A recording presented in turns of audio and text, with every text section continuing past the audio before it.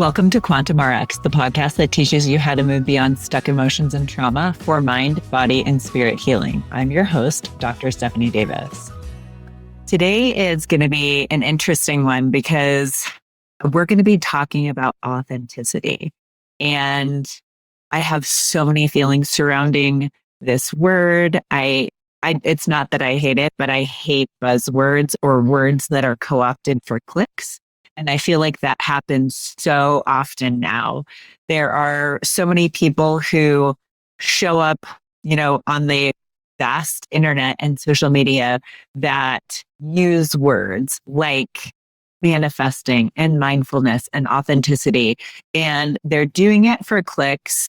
They're doing it because I don't know, I can't speak for other people. It appears that their intentions are not always, I don't want to say pure, but they're not coming from the right place. And you can tell, like a lot of the people who try to be really dramatic, or the people who try to, they go in, they make a spectacle of themselves. There's this one person in the health space that he'll like go into the grocery store and like start throwing produce on the ground because he's more of a, animal based, or I don't think he's truly carnivore, but he does stuff like that just to get clicks and express outrage and just keep on going down that. Like that is not me. It's never going to be me. It does not resonate for me because I feel like when you're doing that, even though that's how you feel when you try to push it out there like that, that's very masculine, very driver,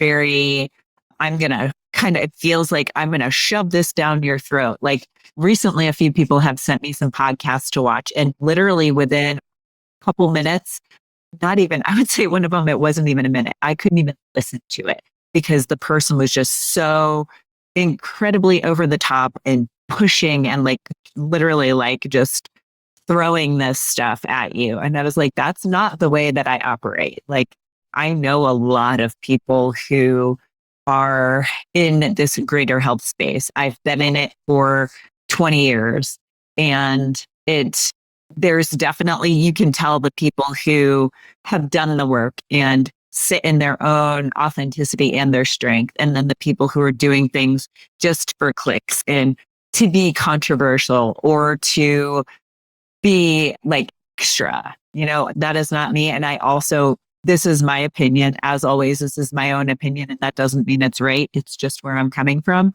The people who are kind of like a little bit extra and a little dramatic and how they present themselves, like that just does not resonate or jive for me. And I think that they do need to do some work. So that's how I get frustrated when I feel like I said before, the words like manifesting and mindfulness and authenticity, like people are using that terminology for clicks. And I would say the most frustrating piece of it all is that the words themselves and what they mean almost become diluted and watered down. And you can feel it in how their messaging is, and the message and the energy that's conveyed when you watch or listen to their information. I can tell in a second when somebody's being authentic, even when they are presenting a controversial or counter stance. It's very different when somebody's doing it just to be controversial, or when somebody is doing it because that's what they truly believe. It was interesting because last night I was watching one, and I knew the title because it was on YouTube was it skewed clickbaity. And unfortunately that is what works on YouTube. So that's what people put out there. And I mean, truthfully, that is what my podcast titles and my YouTube titles are often different. And that's just because the people who are running the actual production of the podcast, they're like, this is what works. And that's fine. You know what? That is fine. And I own that, and I'm okay with that. Even though that doesn't totally sound like me, I'm okay with the fact that there are certain things that grab our attention, because I'll be the first to admit there are certain things that grab my attention too, which is why I listened to that podcast last night. And I know the system, and I know the algorithms. And I was sitting there and I was listening, and it was kind of funny because I was like, okay, I'm like, I'll hear what this guy has to say. And he was presenting a very controversial stance. He was speaking out. He was basically talking about how Mel Robbins kind of grabs your attention and sucks you in and uses some very carefully crafted languaging to make you feel like you're her friend and blah, blah, blah. And I got what he was doing. And yes, she is very intelligent and she does do certain things. But what I will say is that was his opinion. She very well might be using certain language and certain tactics intentionally. But the way that he was presenting it was, kind of in a contrarian way. But it was interesting. I wanted to listen to it because I honestly 100% feel that that was what he felt. It wasn't like he was trying to be controversial on purpose. And he owned it. Like he owned it the whole way through. It was like 30 minutes. I tend to listen to a lot of things on 1.5 speed or 1.75 speed. So, I got the gist of everything he was saying. So it was interesting. It was very different than like the guy who goes into the grocery store and starts slamming vegetables on the ground just because, right? But yeah, just to get back to authenticity, the true definition of authenticity is being true to one's own personality, spirit, or character. And I love that because I believe that that is us showing up as the truest expression of ourselves. And it's a gift to the world. And I mean, really, at this point in life, I think many of you who've listened to this podcast know that I turned 50 this year and I changed a lot. Like I had a massive reckoning towards the end of last year and the beginning of this year. And I really, really only care about showing up as myself. And I'm going to share a story with you guys about something that happened when I was in Austin, probably how many years ago was that? I think it was the second time we were there. I want to say it was, my daughter is going to be 8. So it was probably in the ballpark of, it was either 7 years ago or 9 years ago, because it was either right before or right after her. And a lot of the events I go to or used to go to, I should say, for functional medicine were in Austin. And I'm going to share that story with you in a minute. But what I want to highlight really quick is the 3 main things we're going to talk about today. We are going to talk about what we're going to unpack. We're going to unpack what authenticity is and what it's not. We are going to discuss a 7-step inventory to assess how authentic you are currently and uncover some areas that you can focus on if you're not in alignment. And the last one, it's a gem. It's a hidden truth about authenticity that people ignore, but it makes a huge, huge, huge difference on your personal journey. We're going to identify what that is. If you're curious as to if you have any stored emotions or trauma that might be causing your illness, preventing you from achieving your goals, or even showing up as the best, most authentic version of yourself, I invite you to take my free stored emotions and trauma quiz, and you will find that link in the show notes. So welcome again. Let's get back to that story about Austin. Like I said, I've been to at least 3 kind of, back in the day, it was functional medicine trainings, and they were in Austin. And the last one I went to, it was really interesting because normally what happens at these events is, you go, you do your learning during the day, and then everyone tends to go out at night. And I'll be the first to admit, sometimes that is overwhelming for me. I am, like I said, I think many of you know, inherently introverted. And like, it's a lot for my energy. And especially at that time, because I was also, that was when I was doing the consulting for lab and supplement companies. And at the time, I was the research director consultant for Living Matrix, which was a functional medicine platform that practitioners use. But on the back end, we also did a lot of research. We worked with a lot of the lab and supplement companies to develop research studies, analyze their data. I did all sorts of things, help give input on, like the ingredients and supplements, a lot of different things. So I did a lot of things. But one thing that I did was I would go to the conferences, and not only was I an attendee learning, but I also, during the breaks, when normally people would have downtime to either go to the vendor halls or take breaks, and just, sometimes they're at cool places like Austin. You could go outside and walk around the city or walk, to the bridge. I didn't get that opportunity. I was working. So during the breaks, I was always, representing the company. I was talking to practitioners about the software or talking to other companies about what we could help them with. So like I never really got downtime during that. So a lot of times I would be gassed at the end of the day and I would want to go back to my room, but I knew I had to eat. So I would end up going out to like dinner with some of the other attendees, and a lot of them are my lifelong friends. So a bunch of us went out one night to a restaurant in Austin that is it's pretty popular because it's owned by somebody who is on the Food Network. And I don't know how many of you guys are from Austin, but yeah, somebody else, on the Food Network owned this restaurant. So it was like a hot place to go. It was good food. And it was a good time.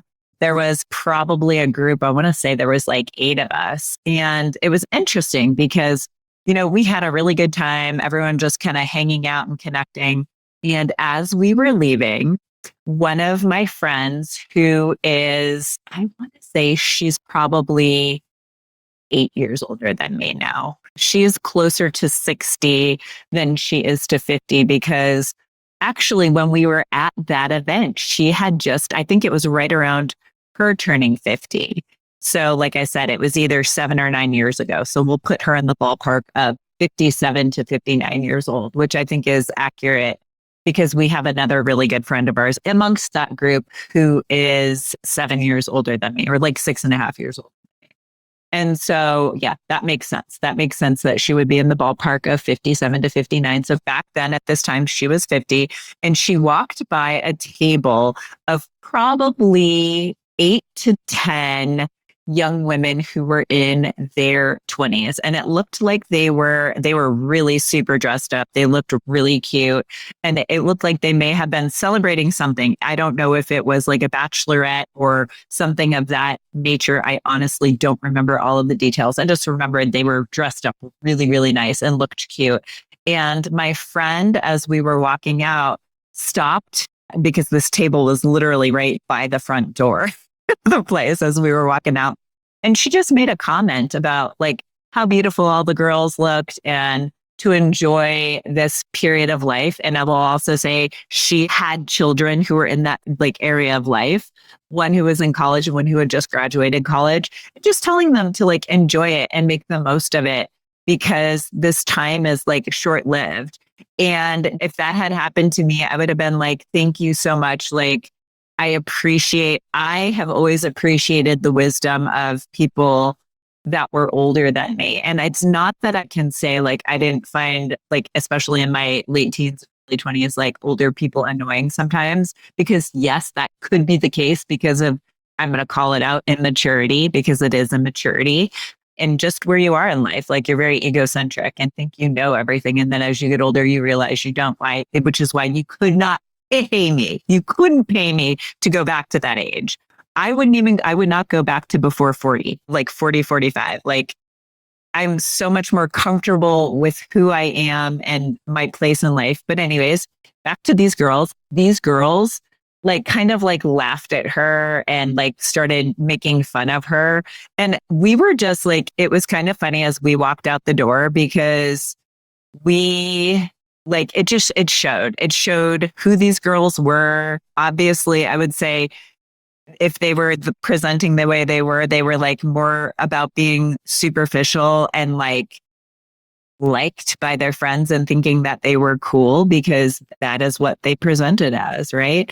And we just walked out the door and we were kind of laughing. We were laughing, at how they were behaving, not laughing at them, but laughing at how they were behaving and how it was funny how hopefully maybe with a few of them, they'll look back on that and think like, how silly was I? How silly was I to behave that way when somebody was just being kind, being kind and sharing some wisdom? Because that's how I would have felt if I was in that situation. It's really, really interesting, but it's so just like, it says so much because like, I remember even when I was in that age group, I still valued the opinions of people who are older than me. I will be like I said before, first to admit that like when things came from my parents or certain other like adults in my life that I didn't fully respect, maybe, I might have been like, "Ugh, whatever," or rolled my eyes. But even sometimes when I rolled my eyes, I would still think through what they said to me. So it wasn't, it wasn't a complete loss.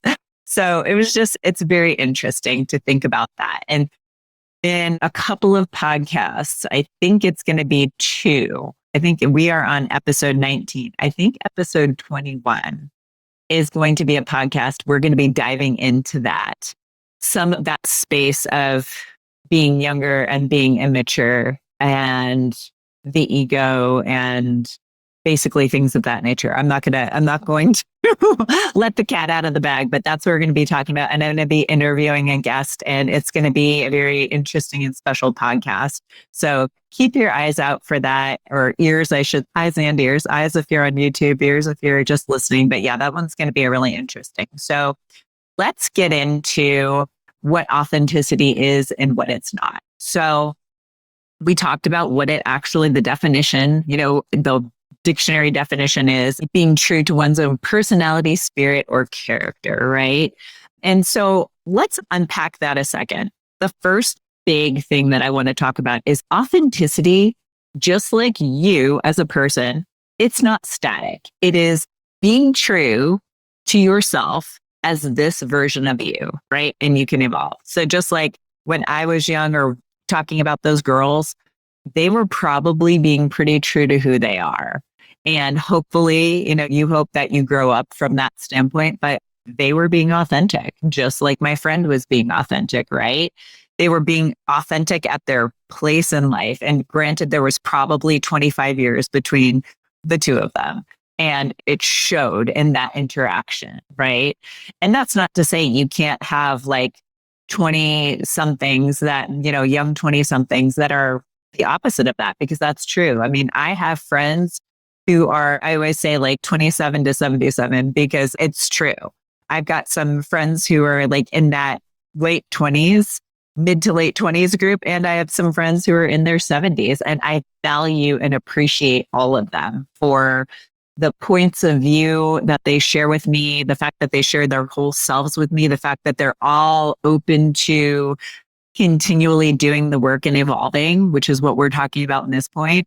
That's huge. And I don't discount their age because they're, 20 years or 30 years older than me, or 20 or 30 years younger than me. You can have wisdom at any age, but it will evolve over time, which is like why I said you couldn't pay me to go back before like probably 40 or 45, because you just don't have enough, like in my opinion, right? You gain so much wisdom and so much knowing if you're doing the work, and you just have like the slightest bit of awareness.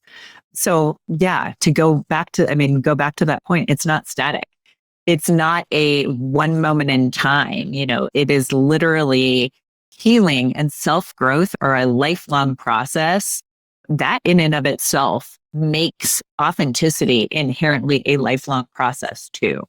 That's really, really important, because and this is where the social media or online version of authenticity makes it diluted, because people will be like, oh, she's not being authentic. Or he's not showing up, as his authentic self. Well, what if that person is growing?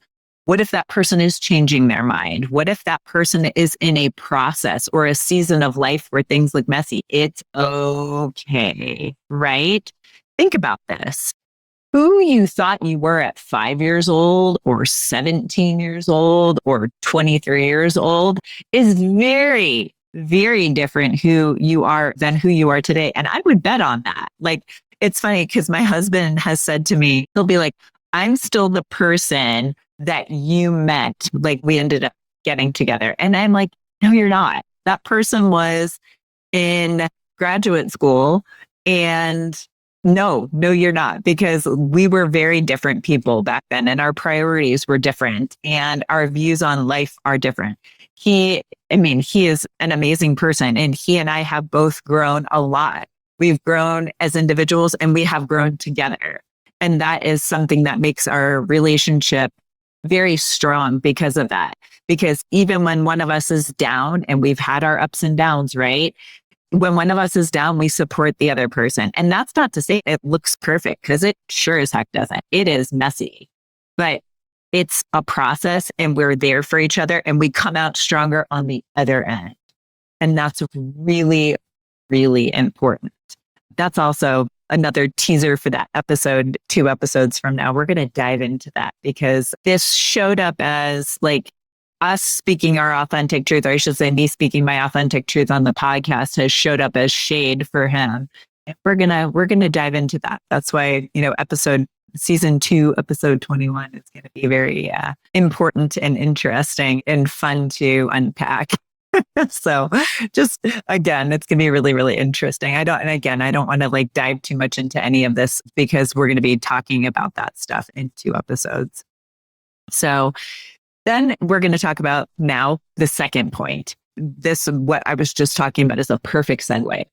It does not mean, being authentic doesn't mean you cannot make mistakes and you won't make mistakes, because you will, because we are human, and that is part of the human condition, is being flawed, not being perfect, and that's okay. But the really, really important piece is that you own it, right?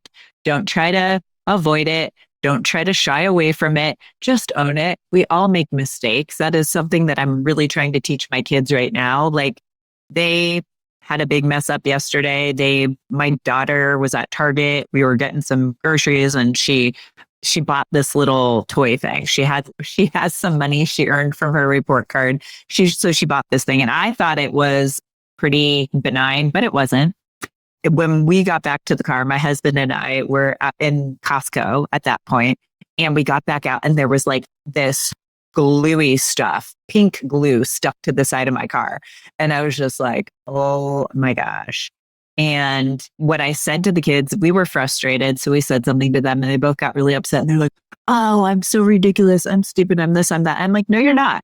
And like, what I want you to say is, I made a mistake. And I made them both say, I made a mistake, right? Because I want them to get used to owning mistakes and being honest, because when you're honest with yourself and you own your mistakes, people will respect you more than the person who hides things and lies about it.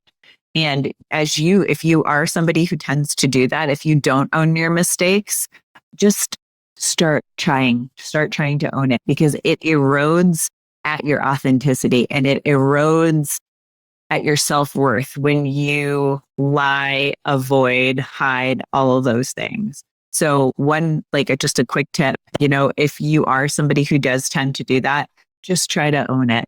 If there's like a situation that comes up and you did something, just take the step to try to own it, because you will feel better about yourself, and it will literally shift how your subconscious mind views you and how you view yourself. So yeah, like I said, being authentic doesn't mean you can't and won't make mistakes, because you will. But the important part is, just own it. And people will want to call you out on it and try to take you down. Just let them do that, because it's them. That is them, not you. So let's move on to, there's like a 7-step inventory that I use with people to kind of assess how authentic you are right now, how authentic you're presenting, and uncover areas you can focus on if you're not in alignment with who you authentically are. So the first one is identifying the beliefs and patterns, that kind of those ingrained patterns that no longer serve you. Understanding the roots of these current belief systems can help you move forward. Look inward and see what resonates. Like, what are the beliefs that you have that you sometimes find yourself questioning? Or sometimes, like, when your parents say something to you as an adult, like, what makes you roll your eyes? It's just kind of funny. Like, those are like, most of us get our belief systems from our parents or whoever the dominant adults were in our lives from, kind of birth to age 5 or 6. So revisit that. See what beliefs you were given, what is in alignment with you and what is not. So that's a good place to start. And it can actually be a pretty big area to tackle. So I suggest like giving yourself some time with that one. The next one is, what are you jealous of or triggered by in others? We've talked a lot about that mirror, right? Those are usually the biggest learning opportunities for us, because when you're jealous, jealousy and being triggered are very similar. They're probably, coming from the same place subconsciously. But, what are you jealous of? What are you triggered by? Because that is identifying an area of growth for you. Usually like I've said this before, when you don't like something about somebody, or there's somebody who just like inherently just really annoys you or bothers you, it's probably something internally in yourself that you don't like. That shadow, the things that we kind of hide from our own subconscious minds because we don't like that about ourselves. So when you see somebody out in real life that is expressing that, it is like a form of you judging yourself. So look at those as opportunities to identify where you could have some growth and get yourself back in alignment. The third one is, do you put others before yourself? That's a big one, because if you're doing that, that means you're not honoring yourself, which is not authentic. You're not being true to yourself. You need to love yourself and prioritize yourself to be in that authentic space. The next one is, do you quiet yourself or suppress your feelings and opinions to please others, spare their feelings, not cause trouble or rock the boat, or fear rejection? That if you don't speak your voice or suppress your feelings for any of those reasons, again, you're not being true to yourself and you're not being authentic. And that one is really hard. That one, I will say, was probably the biggest one for me to overcome over time. And it wasn't with everybody. It ended up being with some of the people that were the closest to me. I had no problem doing it with like other people, or even people who are close to me, but like not like super close. I would say people like, and I hate the term inner circle, but like the people who are closest to me. So it's going to be like close relatives, right? So that was one of the hardest places for me to really authentically speak my voice. But I started doing it like with every single human being at the end of last year. And now I can't suppress it. And that's not to say that I'm speaking my truth and I'm always doing it in a tactful way. And I will say this too. Here's another little nuance. Sometimes you don't need to blurt it out right in the moment because you might be fueling the fire. It's an art to know when to bring things up. So maybe you just leave it in that moment, but a couple of hours later, you bring it up and you say, hey, this is how I felt in the moment. I think it's important for you to know. And then you have like a rational discussion about it and a heartfelt discussion about it, rather than coming from a place of being either triggered or angry or trying to like project or deflect or denial or any of those types of things, like those types of responses when you're kind of in an emotional moment. Or even, I would say, like, for example, with kiddos, like sometimes my kids say stuff. I will say most of the time now, they don't really hurt my feelings. Sometimes they do. Sometimes things they say hurt my feelings, but a lot of the times it doesn't. But if it does, I try not to like blurt it out right in the moment. Like they're having their meltdown and they're saying stuff and be like, oh, you're hurting my feelings. Because I feel like that fuels the fire and also hurts them. So I will say, I'll let them have their moment and have their feelings. And then later on, when we talk about it, I'll be like, hey, you know, what you said hurt my feelings. And they're emotionally detached from that moment, so that me saying that to them doesn't like fuel the fire. Or add insult to injury. I don't want to make things worse or make them feel worse than they already do in that moment. So think about that. You know, there's a time and a place to express your feeling.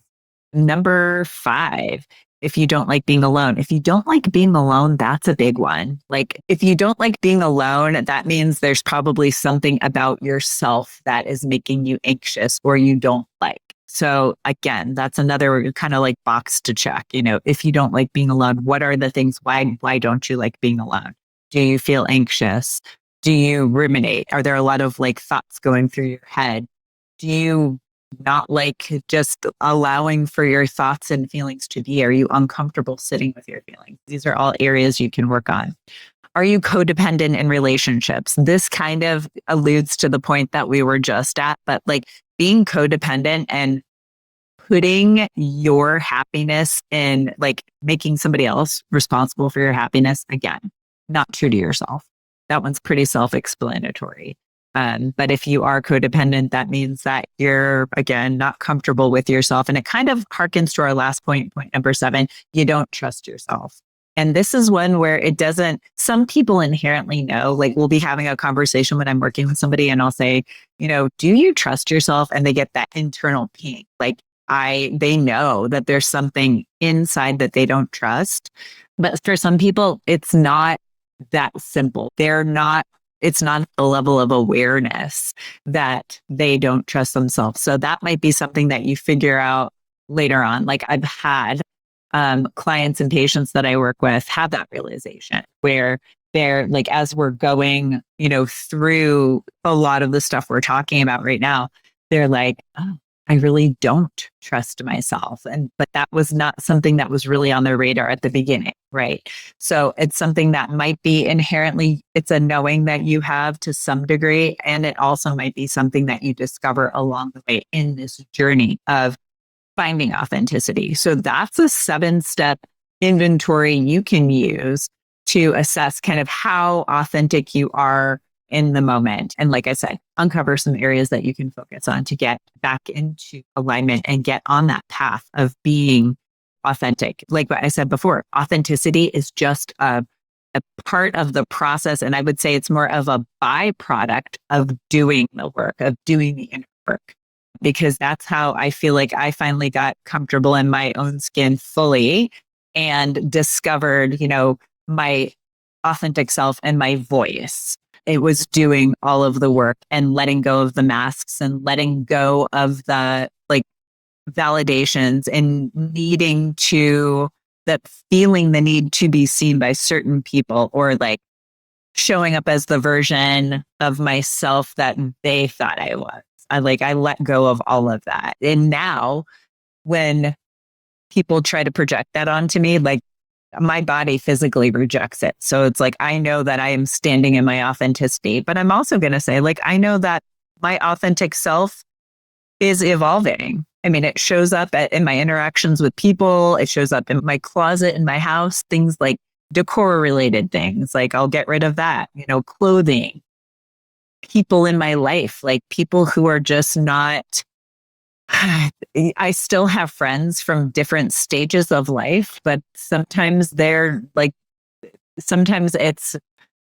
what was a good friendship becomes a friendship that is much more, I don't want to say superficial, but it's not deep and very attached anymore. It's like, yes, you are a friend and you're part of my journey, but you're also not the person who I'm going to confide in, right? This is an evolution too of who you authentically are.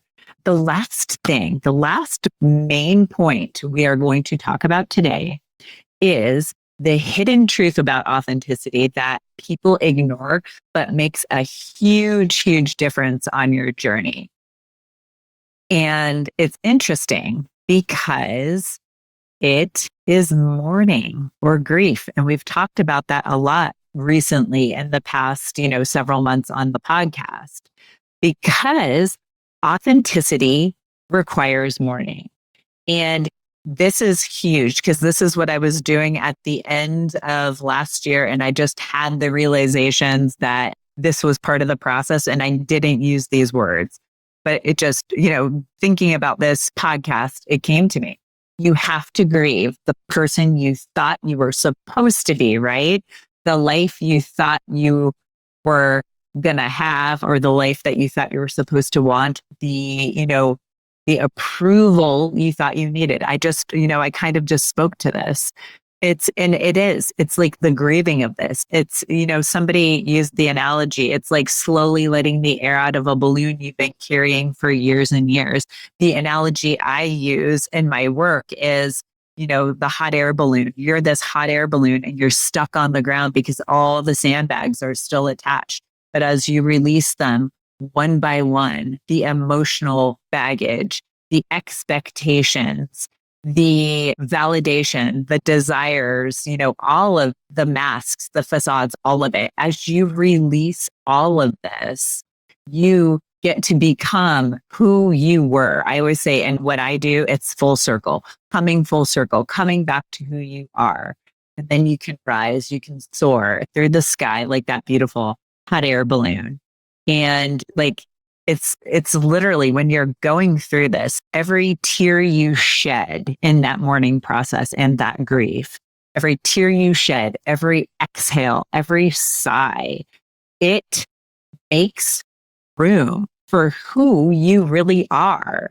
And it's aligned. You feel at home. I think you guys heard after that healing retreat I was at, Rise Up, that experience. That was one of the messages I got. I was like, I'm home. I wrote that down after one of the workshops we went through. Like I wrote down, I'm home.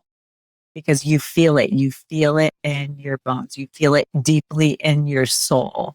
So that was what I was going to say, the mourning process, because as you're going through this process of growth and discovery and release and, really identifying who you are authentically, you need to mourn those past versions of you and those expectations and let them go, because that will allow you to fully emerge as your true, authentic self. And so just in closing and in the end, I would love to invite you to, depending upon where you are on your journey, go through that inventory, like I just said, that 7-step inventory. And if you're kind of at the beginning or you're confused, go through that inventory and just start going one by one. What are the things you need to work on? And tell me, I would love to hear right in the comments. Tell me or send me a message. Like I said, all of my information is on Facebook and it's all on the podcast main page. Reach out to me. It's in the show notes too. Reach out. Tell me like where you are. I love hearing from people. I love it when you guys let me know where you are, if things resonate for you, if things aren't resonating, if you want to hear more about certain topics. Love hearing from you guys. So like I said, I invite you to kind of check out that 7-step inventory that we walked through.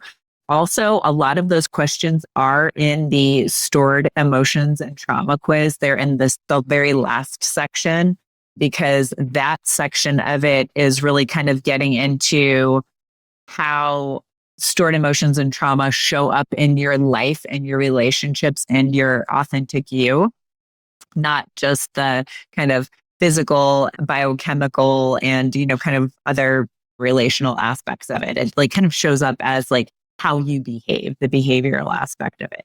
So that's on there too. And if you've already been on this journey, I would love to hear how it looked for you. Did you mourn? Did you mourn your past versions of your authentic self?